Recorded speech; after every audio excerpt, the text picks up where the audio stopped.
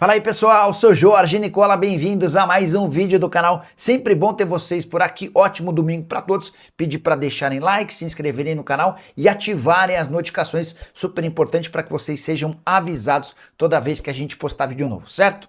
Preciso contar que Pedrinho BH injetou 269 milhões de reais no Cruzeiro para evitar que as coisas ficassem ainda mais complicadas do ponto de vista financeiro na temporada passada na Raposa.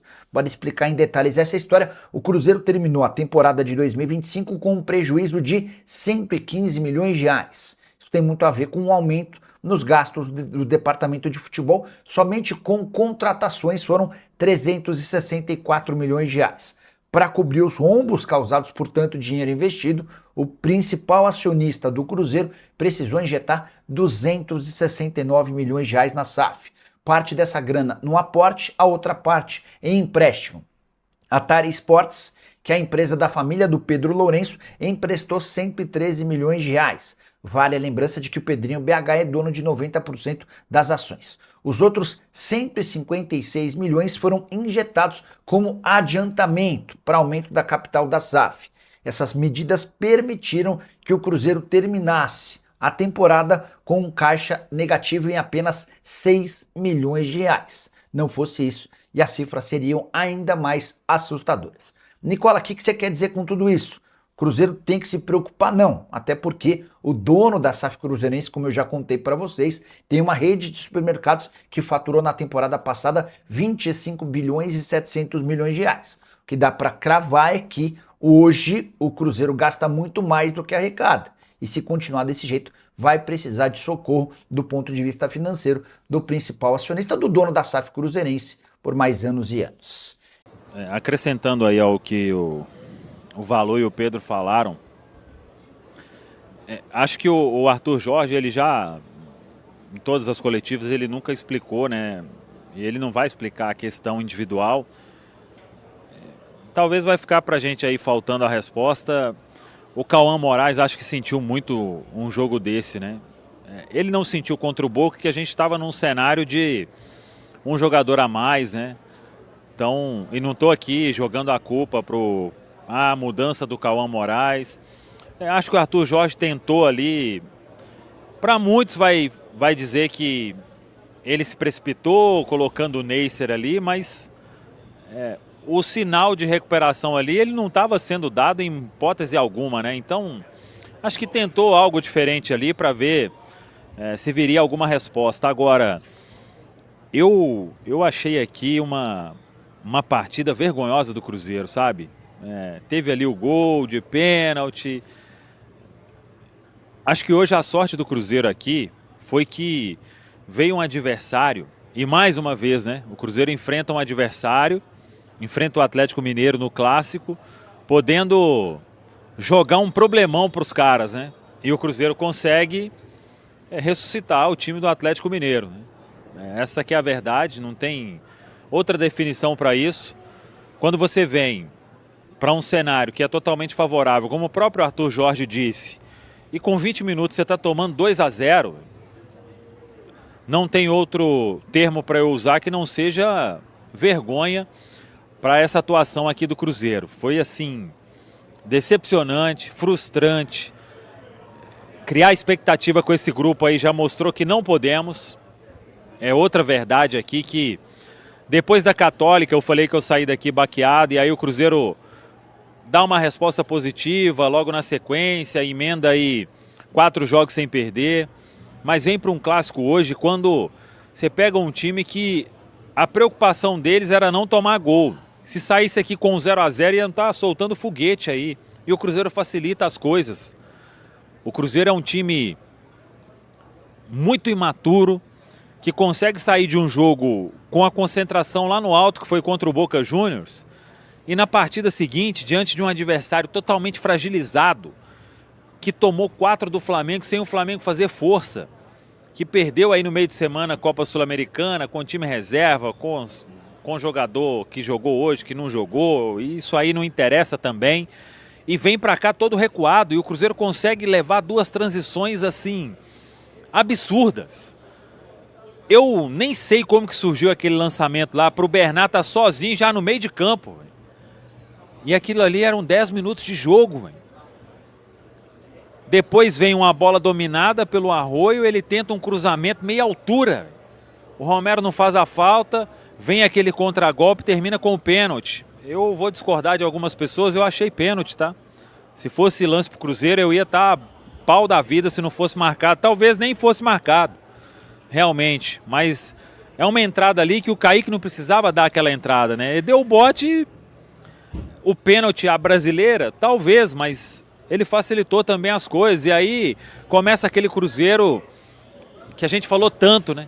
Cruzeiro não abriu mão do seu plano de jogo contra o Boca. Hoje aqui o plano de jogo ele foi para o espaço, numa facilidade absurda. Então, esse Cruzeiro aí, eu não crio nenhuma expectativa a mais até ver quem vai chegar na janela do meio do ano, tá? E não que o que o Samuel pensa é que tem que ser a regra, tô pouco me lixando para isso também, mas esse elenco do Cruzeiro, eles conseguem entregar, na minha opinião, mais um vexame para sua torcida. Hoje aqui era um jogo para confirmar de vez a reação, para ir para a primeira parte da tabela. E o Cruzeiro, que eu falei que foi sorte, que tem um outro zagueiro lá que é um juvenil, se acha muito mais, que com 30 minutos ele deixa o jogo só com 1 a menos para o Cruzeiro, né? Porque o Cruzeiro ficou com 2 a menos e além disso parece que o Bruno Rodrigues teve algum problema. Então era jogo aqui, além de tudo, que o Cruzeiro ia ser goleado no Mineirão. Então esse grupo aí, não vou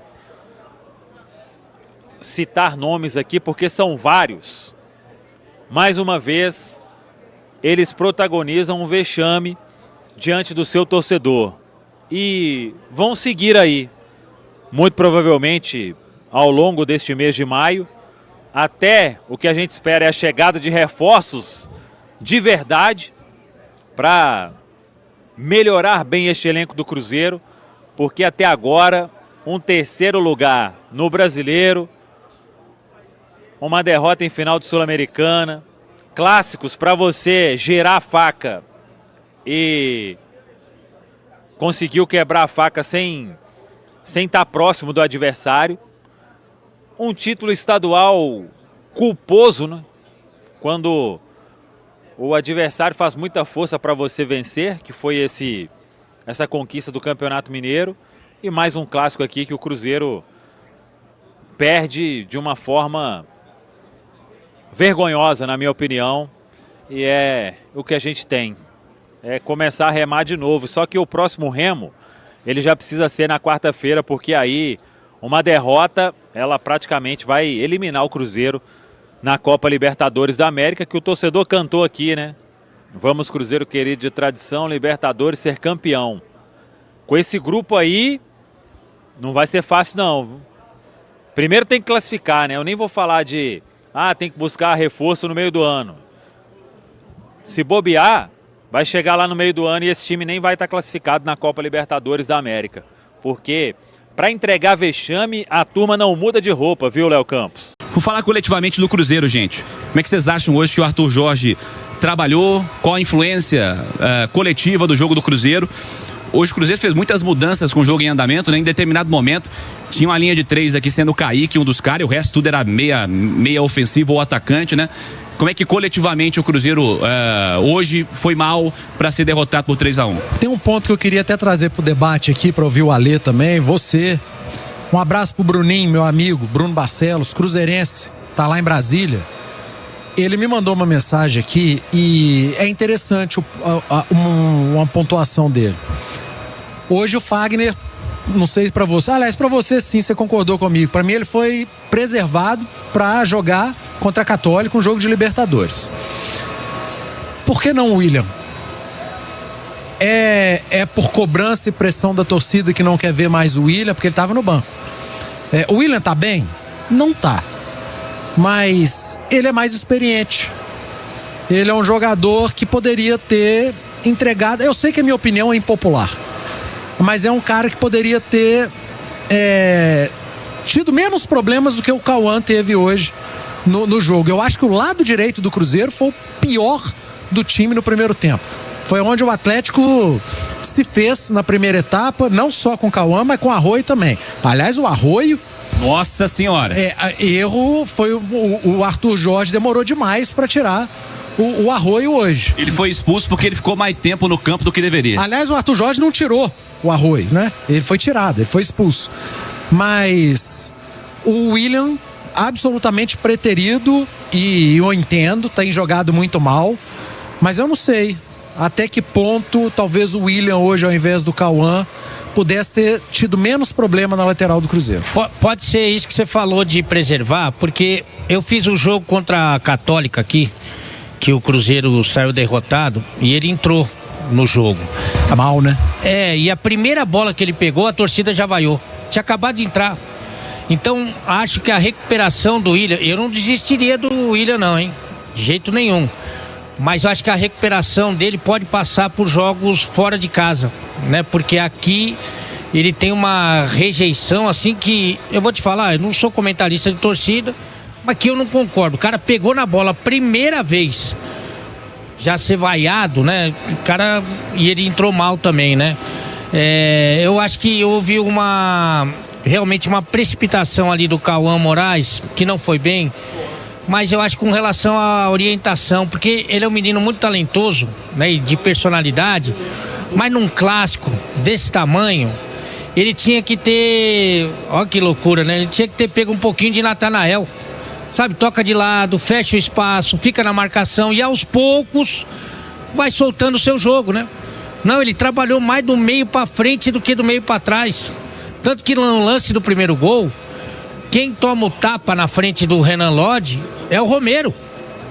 O Renan Lodge passa depois do toque que o Bernardo deu pra ele, passa que nem a locomotiva, o Romero não consegue pegar e ele faz o cruzamento que acaba resultando no gol. Mas eu acho que um pouquinho mais de informação pro Cauã Moraes, e o William, eu acredito que ele vai tentar se recuperar nos jogos como visitante, viu, Cirilo? Fala pessoal, estamos aí com atualizações importantes do Cruzeiro. Se inscreva e ative o sininho para receber mais atualizações da Raposa todos os dias. Deixe seu like que é muito importante para o crescimento do canal. Utilize o espaço aqui embaixo para registrar sua opinião. Ficamos por aqui com mais esse giro de notícias. Um abraço e até o próximo vídeo.